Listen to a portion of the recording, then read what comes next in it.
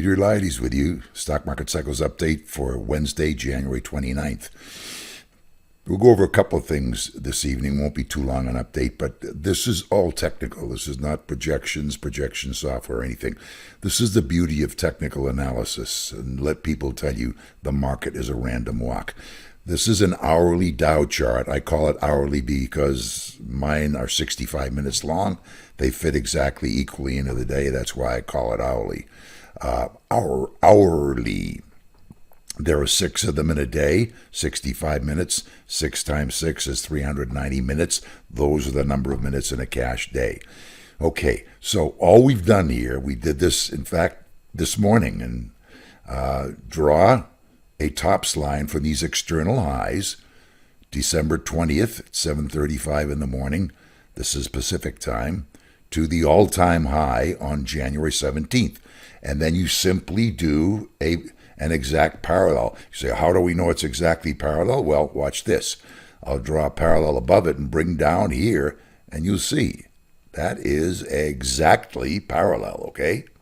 So that answers that question. Now, where do you put it? Well, you put it back to the beginning of this big move. You had a nice little pullback into December 3rd. Let's put the parallel down there.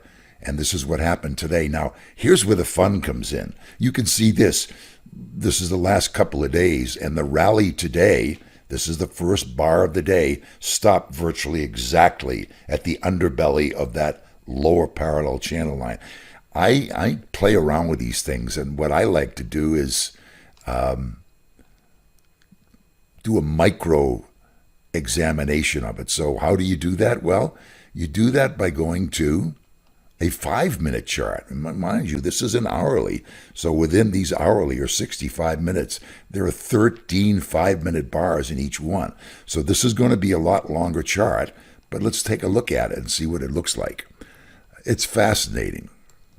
We'll go back 90 days on this. And okay, so this is the bar this morning. This is exactly the same bar. I'll go out on this a little bit so you can see. But this is a 5-minute chart that goes back.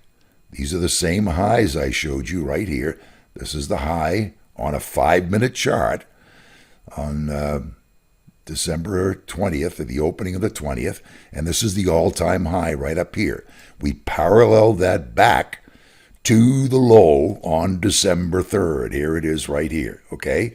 Exact parallel, and you run it forward. Now, a couple of interesting things happen here. Watch this. This is the Friday action right here. We came down exactly to that lower parallel channel on Friday. Where did the rally begin? Just another random move, of course. Came down exactly to the bottom of that channel, had a nice rally into the late day on Friday, and closed kind of in this zone above there comfortably. Monday morning, the big break came, and here it is right here. Huge down gap, okay? And so what does the market do usually with huge down gaps? Well, it likes, generally speaking, it likes to close gaps. And how does it do that? Well, look at this. This is beautiful. This is a 5-minute chart, folks. I'm going to break it down for you and go back over to it here. Watch this. This is this morning's opening bar. And you say, well, yeah, but look at that. It went above it. What, by 1 tick? This is the opening bar this morning. At this point this morning, if you want confirmation, I call my buddy Sean Saleh, who's a great institutional broker, Morgan Stanley, Beverly Hills, if you're looking for one. Sean Saleh, S-A-L-E-H. I called him this morning about maybe 5 or 10 minutes after this was hit. And I was looking at the 65-minute chart, and I said, take a look at this. He looked at it on his computer, and he said, whoa, that's very interesting. Well, by the end of the day today, it was more than very interesting, because this is what happened the rest of the day.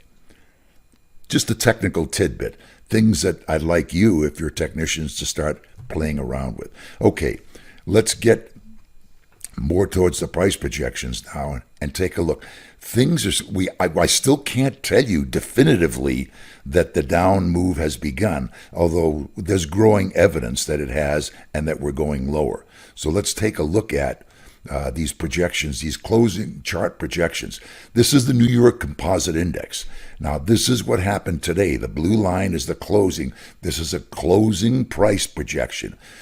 If it had closed a little bit lower, we would have had confirmation here to the downside. But we already have that from the chart before that. Let's take a quick look at the chart before this. That's this one here. We have a confirmed downside projection into this area right here. You can see that we below both the projection lines, okay? So what I did is I just translated this confirmed projection into the next longer chart, which is this one right here, and I placed it on the chart. That's this blue box right here.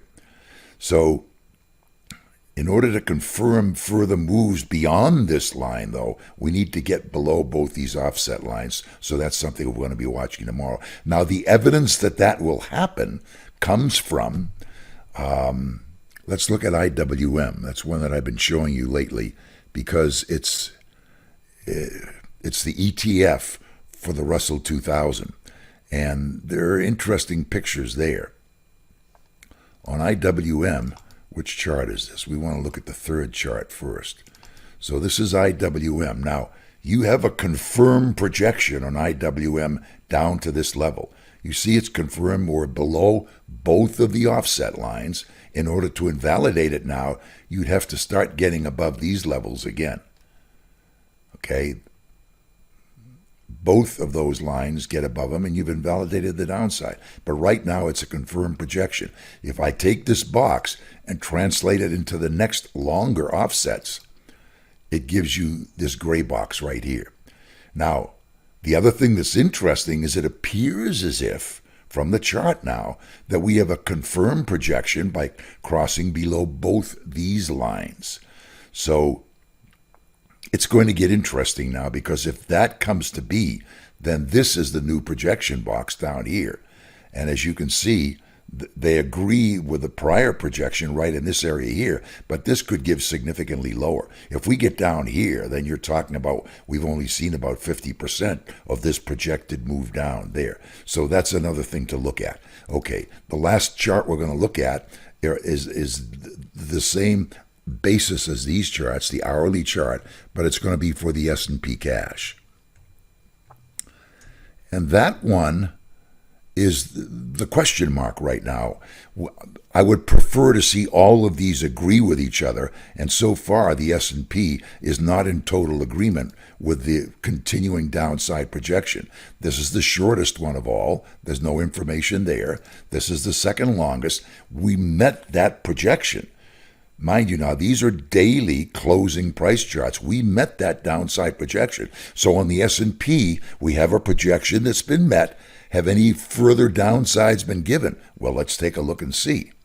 The next longer one is here. No, we don't have any confirmed projection there. This is still above. This is the blue line is the close, still above both of the offset lines. So we need that to get below both those offset lines to start giving us projections down around this 3220 level. That has not occurred. And this one is well above the projection lines, as you can see. So the suggestions are strong that we're beginning another move to the downside.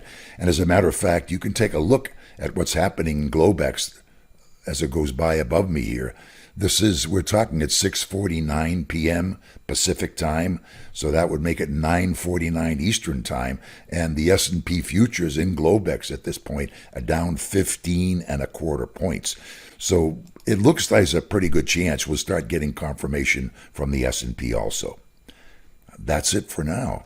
If you haven't subscribed yet, bottom right of your screen, click on the subscription, the little red banner. Once that comes up, click on the bell. You'll get all the special updates we did. By the way, we did a special update. We didn't even mention it yesterday, but we did a special update the other day for Globex, and those projections worked out perfectly overnight. Later on in the day, when the market opened in the morning, we got higher projections.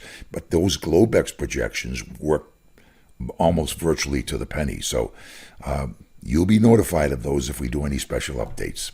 That's it for now. Thanks a lot for watching.